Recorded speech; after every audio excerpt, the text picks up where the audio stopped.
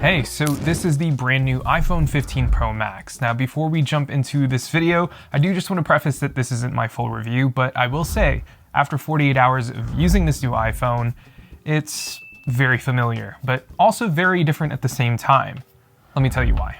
Okay, so first things first, let's talk about its design. Now, we haven't seen a design change from the iPhone since the iPhone 12, which came out around 2020, around October.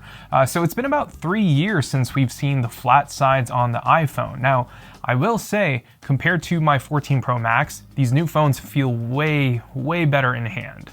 The subtle curve and the new titanium build on this year's Pro lineup is incredible.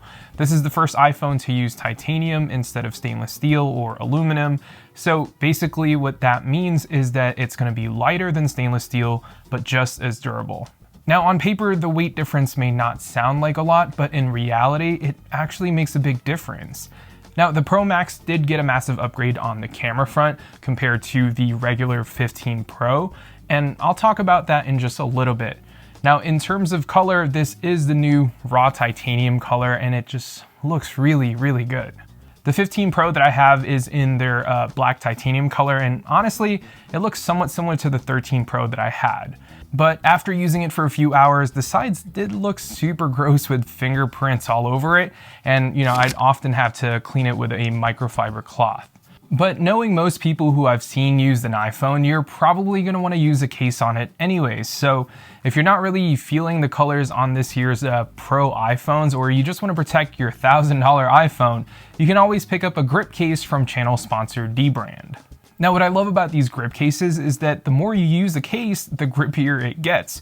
Plus, you get the added benefit of having the unique skins that dbrand offers so that you can make your iPhone look more unique while also protecting your iPhone. Now, if you're not a case person, but you still want to switch up what your iPhone looks like, you can always slap a skin on the back of your phone and call it a day. If you want to get your own grip case or skins, make sure to check out dbrand by going to dbrand.com/heymarkel. Okay, so here are the other noticeable differences that you're going to want to know about the new 15 Pro Max and the iPhone 15 Pro. So let's kick things off with the ring switch toggle on the side that we've had since the first iPhone, while on the 15 Pro and Pro Max, that thing is now gone and it's now a button. So this new button can be pretty much assigned to whatever you want. So if you want to keep it as, your mute and toggle switch, you can do that, or you can quick launch the flashlight, or maybe you want it to trigger to open up the camera, or maybe you want to set it to lock the screen's orientation like I have mine set up via shortcuts. Now, one thing I wish Apple did give us for this action button though is a way for us to toggle another action by double pressing it or triple pressing. That way we can have, 3 different actions when pressing and holding, as well as the other actions when you double or triple press the action button. But I don't know, maybe they're saving that for the iPhone 16 or iOS 18, who knows? Now, besides that, we finally have USB-C across Apple's new lineup. This means unified charging across most modern devices, not just Apple. So if you have a Mac with a USB-C, or maybe a Nintendo Switch or the Beat Studio Buds Plus, you can use the same cable to charge those devices to charge your iPhone. Now, the Pro and Pro Max does have faster data speeds than the normal iPhone 15, which, to dumb it down for you guys, it just means that it's the same USB-C port, but it's a lot faster here on the Pro line. So if you're transferring gigabytes of videos or photos to your computer, it's only going to take about a few minutes on the Pro versus, half an hour or so on the regular 15. But besides that, you can also use this new port to shoot ProRes video to an external SSD instead of your internal storage, which is kind of cool to see. That way you can just plug in your external SSD to your iPhone, and then you can plug it into your computer. So that way you don't have to transfer any files over. Pretty neat. And last but not least, you have slightly thinner bezels across the Pro lineup, and it's really noticeable here on the Pro Max. So the display on the Pro Max is the same 6.7-inch display like last year, but just thinner bezels, and the proportions of the phone is just a little bit smaller now. Now, the display is the same as last year's 14 Pro Max. It still features, that beautiful OLED display that has a peak brightness of 2000 nits. We still get ProMotion 120Hz refresh rate here on the Pro, and Dynamic Island that they introduced last year. I'm not gonna lie, I kind of wish that they did more than just, made the bezel slightly thinner. I feel like having 2500 nits would have been a lot nicer to have for outdoor visibility, but maybe I'm just asking for too much here. Now onto performance and battery. I feel like it's too early to tell if battery is better on the 15 Pro Max. All I know is that battery size did increase 2.3% over the 14 Pro Max, which I know isn't that much on paper, but with the new 3nm processor, I'm keeping my fingers crossed that, I don't have to carry a battery bank with me during the day anymore. But also, Apple now gives you the option to charge your phone up to 80% to help battery degradation so that your battery health doesn't go down as much, as the years go by. Besides that, you can now also check how many cycles your battery has gone through in the About This Phone section, which is actually kind of cool to see. Now, over the last 48 hours though, it's been pretty good. I've been traveling a lot recently, and the past 2 nights at, around 11 p.m., my phone was still about 35%, which is good, but also not the best that I've had on a phone. Granted, I still have a few more apps to download that I use daily. I still need to log into more apps, but 11 p.m. with about 35% battery is not bad at all and can easily chuck through the night for a couple more hours. Now, performance, obviously the latest A17 Pro chip is just a monster. I feel like I have to really put this phone through its paces to really figure out what it's capable of. But, playing games that's already out in the App Store, like Diablo Immortal or any of the Apple Arcade games that I've downloaded, works extremely well, and I haven't noticed the phone get really hot when playing games. And in the near future, you'll actually be able to play AAA title games like Resident Evil Village, Assassin's Creed, and even Death Stranding, which are all games made specifically for PCs and consoles. And you'll be able to play those games, full-fledged games, not a mobile version, all on your iPhone, which makes this iPhone super, super exciting. And I can't wait to see what else Apple can do in the future when, they bring on more game studios to develop more games for the Mac and iOS. Now, if you want to edit a ton of photos or videos on your iPhone, it's not going to bog down on you either. In Lightroom, I'm able to edit Apple Pro RAW photos with ease, and export only takes about a few seconds per photo. But, to get a little bit technical though, the CPU performance compared to last year's Pro Max is about 10% faster, and then the GPU is about 20% faster with better ray tracing support.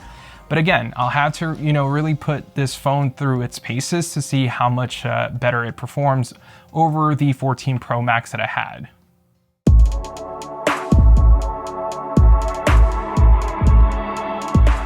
Okay, so let's talk cameras real quick. Now, just as a quick refresher, the iPhone 15 Pro Max now has a 5x telephoto zoom lens, while the normal non-Pro Max features the same 3x zoom lens that we've had from the 14 Pro series. Now, this new sensor on the Pro Max is 25% bigger than the one on the 15 Pro and 14 Pro series, and it's a 5x zoom lens, which basically gives you 120mm focal length, and you can even zoom in digitally up to 25x, and here's what that digital zoom looks like. Now, going back to that 5x zoom lens, to me, the shots I can capture looks great. I love the super compressed telephoto look that, I can capture with this new lens. And I know Apple's late to the party with this whole periscope tetraprism zoom lens thing, but I'm just glad that, it's finally here. And in my eyes, it has that iPhone look to it, where it's not overly saturated, it's very neutral, and not as contrasty as some of the Android phones that I've been using lately. Now, the 1X, as usual, looks to be the best, especially if you want that higher 48 megapixel output. But Apple also gave us 3 different focal lengths via software. So if you tap on that 1X, it'll give you 3 different focal lengths from 24mm to 28mm to 35mm. And no matter what focal length you use in that 1X mode, the 15 Pro and Pro Max will output a 24 megapixel photo, which looks awesome out of the camera. But you can also go HEIF Max and get a 48 megapixel photo if you really want to in 1X. But if we're being realistic here, as a previous iPhone 14 Pro Max user, the only real new sensor here is that 5x zoom lens. The main and ultra wide sensors, just got new coatings on the lens, but the sensors are the same as last year's Pro lineup. But the new lens coatings on these lenses do seem to be a little bit better than previous iPhones. Those annoying orbs or reflections are still visible, especially at night, but overall I think it's gotten a little bit better. Now, as for videos, we now have the option to shoot ProRes up to 4K 60 via an external SSD, but we're also getting the ability to shoot in log for those who want to get the most dynamic range out of the iPhone's camera. Now I'm super excited for this because all my videos over the last couple of years have been shot on S-Log 3 for Sony. So having a super flat log profile footage on my iPhone is amazing. And log on iPhone 15 Pro will basically give you, the super flat look so that when you edit your videos, you can color grade a lot better and give you better dynamic range with, better highlight roll-offs and better shadow controls.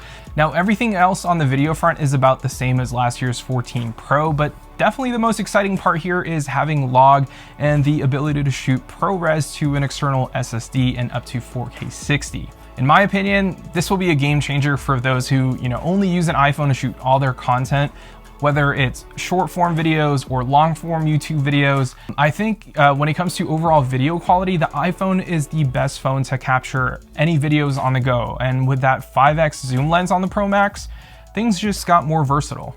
Now, as for the price, it's the same $999 for the 15 Pro with 128 gigs of storage and $1199 for the Pro Max, which gets you 256 gigs of storage. They did drop the 128 gig storage option for the Pro Max, so technically they're kind of, forcing you to upgrade to the 256 gig model. But if you're buying a Pro iPhone, I really would just suggest not buying the base storage if you can avoid it. I went for the 512 gig version for my Pro Max, but let me know in the comments down below what you guys think of the iPhone 15 Pro and Pro Max. Are you guys gonna pick one up? If so, which color and which model? Now, make sure to hit that subscribe button because I have so many more content planned for the iPhone 15 Pro Max. I'm gonna actually compare this to the S23 Ultra and see how the cameras stack up, as well as the iPhone 14 Pro Max and the iPhone 15 Plus. I think those two phones are quite comparable, so you don't wanna miss out on that video. Anyways, thank you all so much for watching, and yeah, I'll see you all in the next one.